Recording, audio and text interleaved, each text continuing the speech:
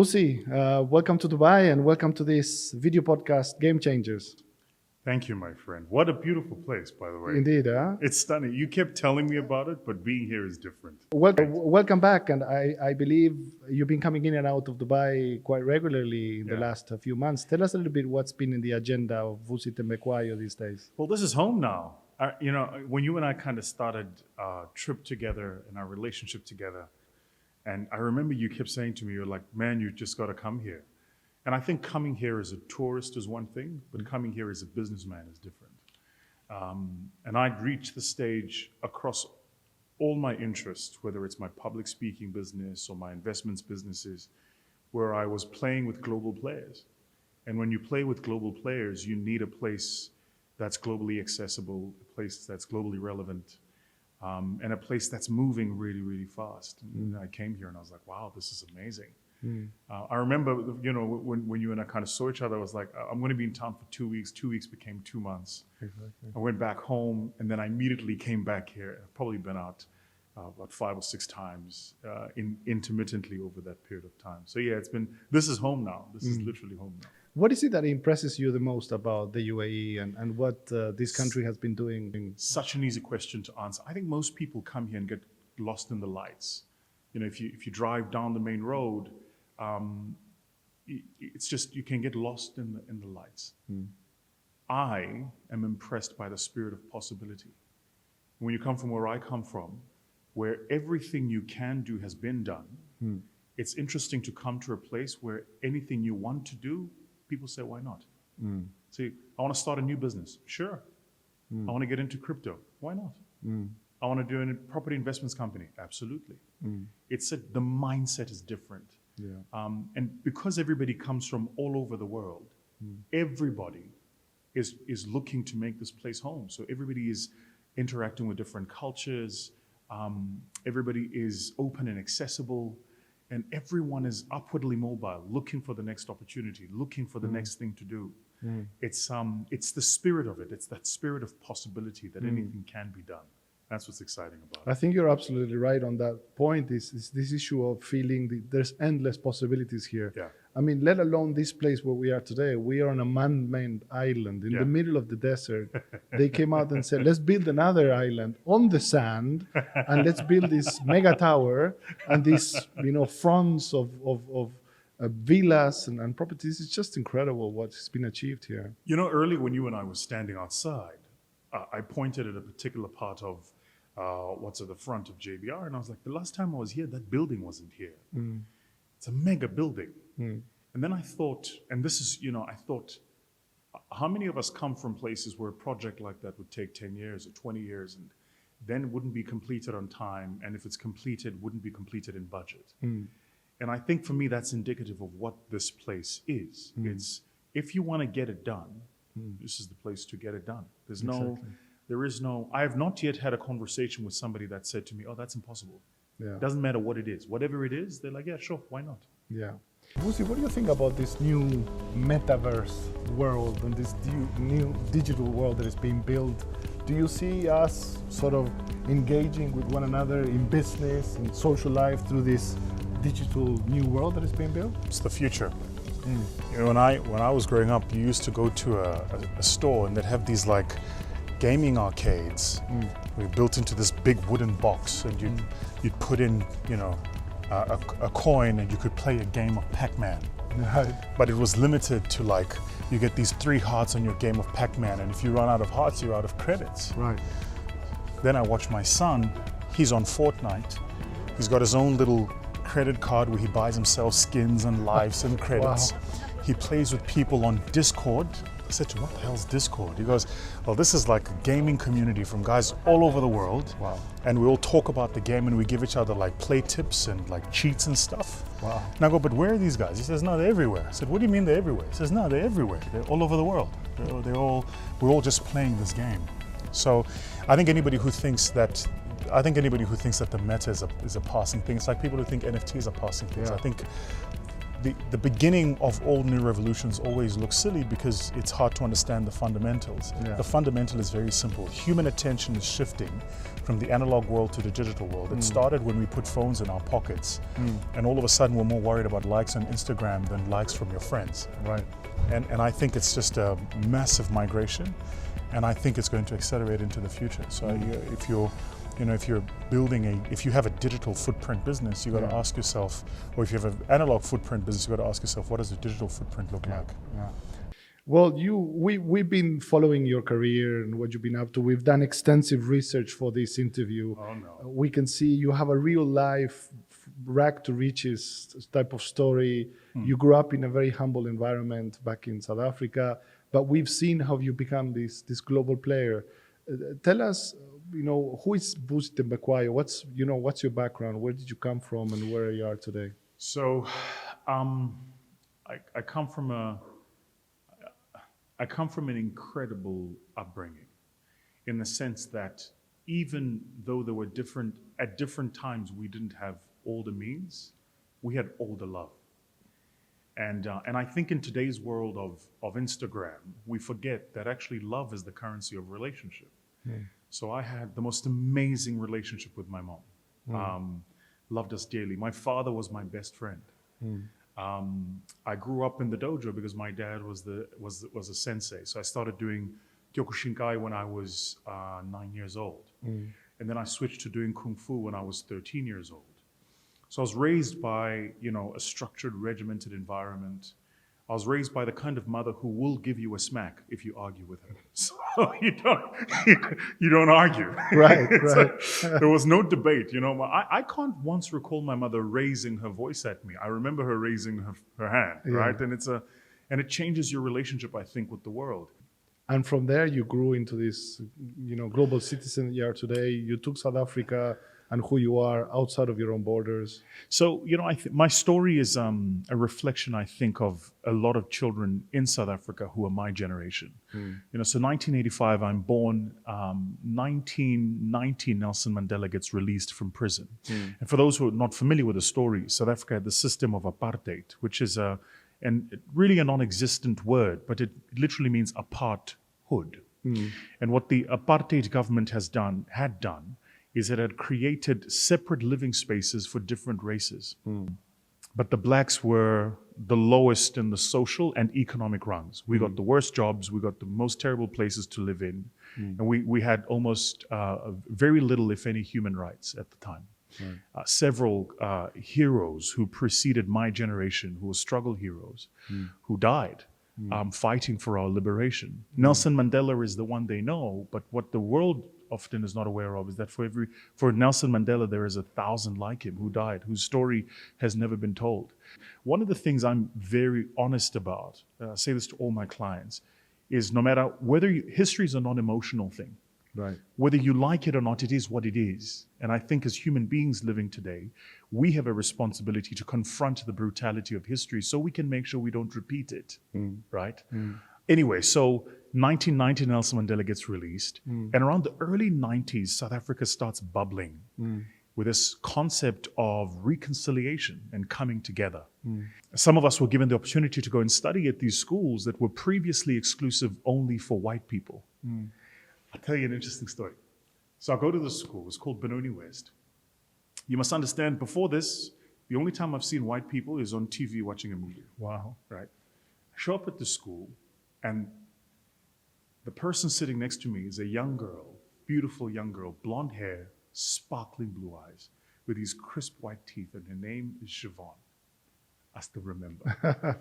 And I remember because as we went to sit down, the chairs were on top of the table, and the culture was you had to put your chair down. So I took her chair and I put it down first.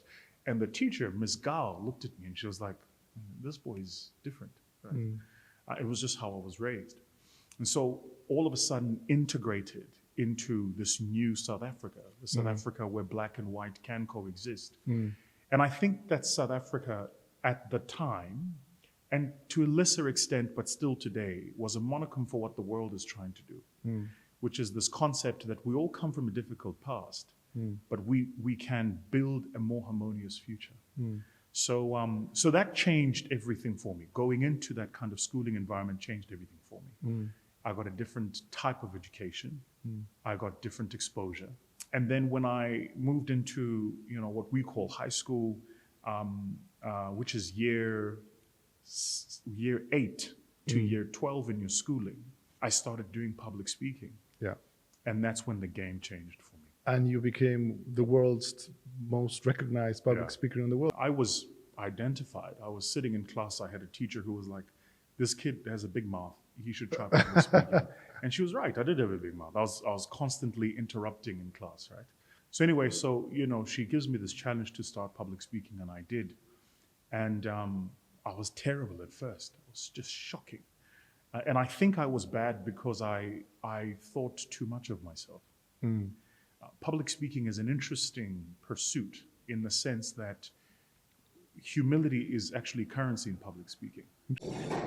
I'm 36 now. I became a professional speaker at 19. So 17 years I've been traveling the world and speaking.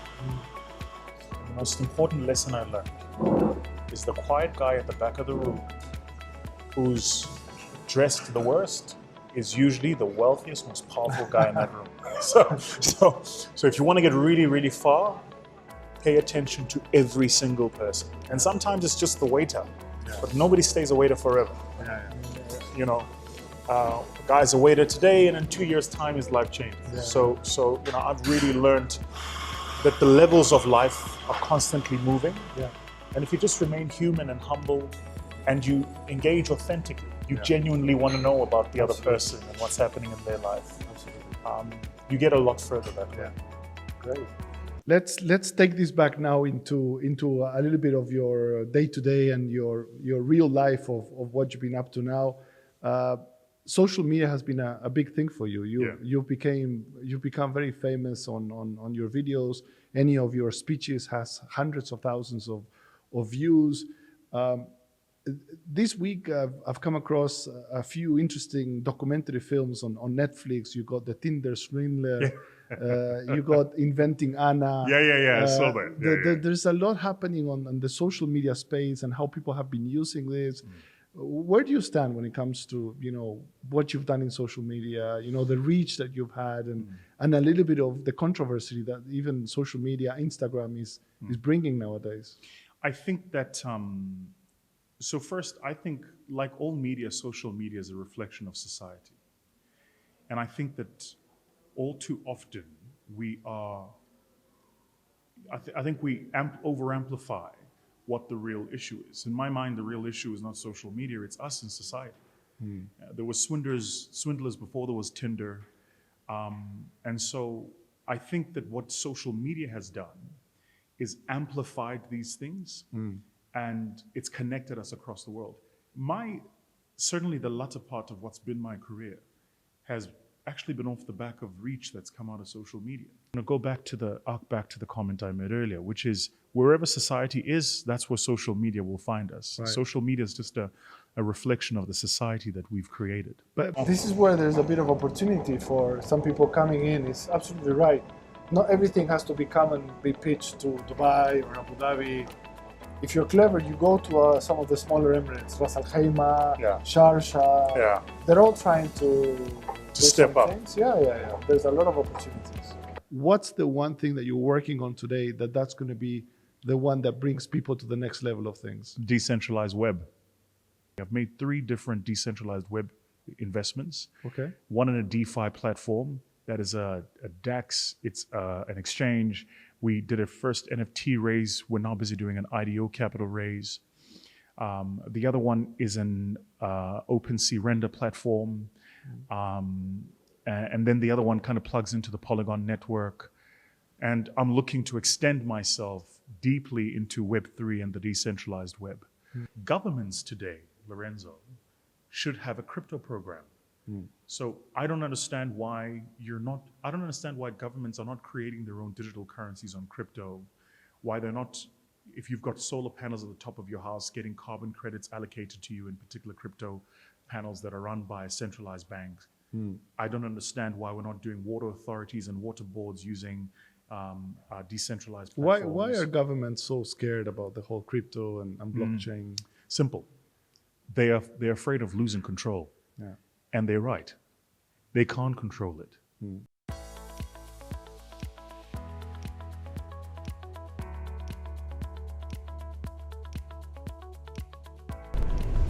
So, Vusi, we haven't spoken about your book and your books. You've written a few books. I understand one of the most successful ones was the Magna Carta. Yeah. You've sold over 500,000 copies, I believe. What's sort of the main takeaways from the Magna Carta? Magna Carta was it's kind of how I do work. It was so the idea of Magna Carta was to ask a simple question. If you took two companies operating in the same market, selling the same product to the same customers, and one beat the other, what was the one doing that the other one wasn't? Right. And the idea was you could do the same with sports, with teams, with human beings, with families. The environment can be the same, but the outcomes can be vastly different. Now we're going to go into a section that we call rapid fire. We have a few key questions, very fast answers.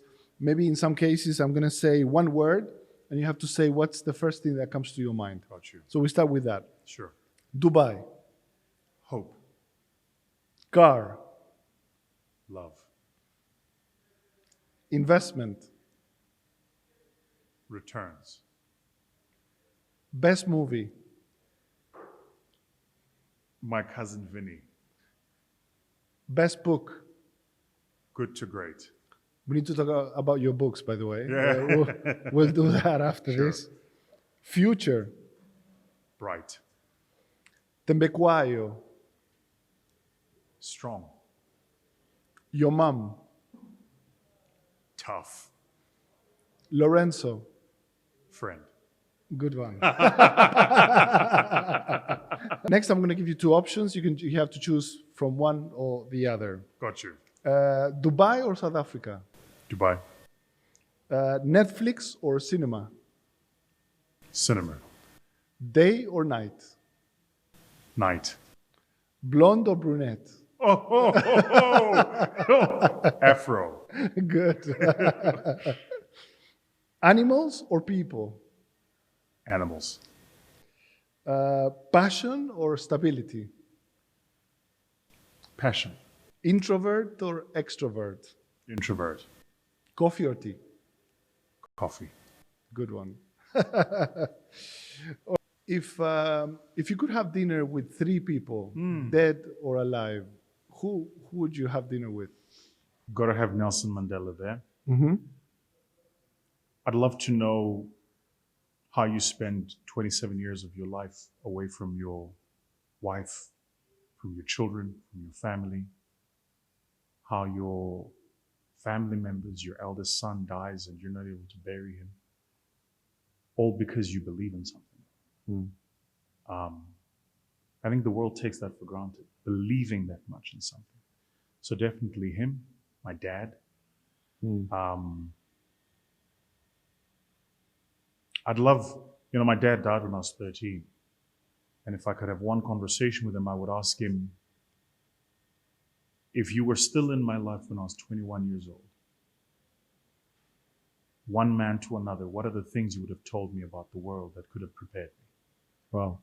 Because a lot of those things I had to figure out myself, and some I'm still figuring out.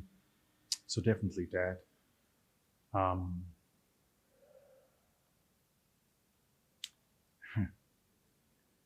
Yeah, and now the third would be my mom. My father went through a very difficult financial time when we were younger, lost almost everything. And my mom held the fort. And I probably should ask her this when I talk to her, but I can never muster the courage to ask her, how did you do it? How did you raise 3 kids after my father was murdered? Wow. How did you protect our home when we lost everything? How did you do it? Wow. Yeah. Vusi, it's been such a pleasure sitting with you and spending some time. I'm very excited of what is to come with you here in the UAE and having you closer. I think we're very lucky to have you part of this country now, and that you're spending time in this place. And for people like us to have an opportunity to engage with you and potentially do business with you. What would be your final thoughts for people watching this podcast? What would you tell them? Just go out and get the life of your dreams, man. Every dream you have is valid. And whichever God you praise, that God put it in you because you are capable of achieving it. Go out and get the life of your dreams. Excellent. Vusi Thembekwayo, thank you so much for today. Thank you, brother. Thank you.